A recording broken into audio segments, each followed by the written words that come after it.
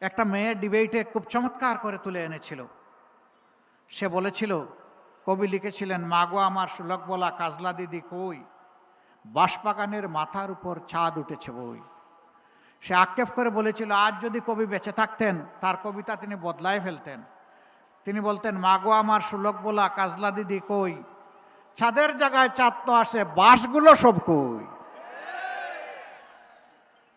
সেই বাঁশ তারা উজাড় করে ফেলেছিল। সেই সভ্যতা, সেই উন্নয়ন দেশবাসীকে তারা উপহার দিয়ে সিঙ্গাপুর এবং কানাডা বানিয়েছিল। আপনারা কি এখন সিঙ্গাপুরে আছেন না কানাডায় আছেন? বাংলাদেশে আছেন। তারা কিন্তু সিঙ্গাপুর এবং কানাডায় কেউ কেউ আছে। দেশের টাকা চুরি করে বড় বড় ডাকাতরা এখন সিঙ্গাপুরে বিশাল বিশাল ব্যবসা গড়ে তুলেছে। ইয়েস, তাদের জন্য সিঙ্গাপুর হয়েছে। দেশের টাকা লুণ্ঠন করে বিদেশে পাচার করে কানাডার টরন্টোতে বিশাল এলাকা নিয়ে বেগমদেরকে সেখানে পুনর্বাসন করা হয়েছে। বাংলাদেশের রসিক মানুষ নাম দিয়েছে বেগমপাড়া। অতএব তাদের ঠিকই কানাডা হয়েছে বাংলাদেশের জনগণের টাকা চুরি করে।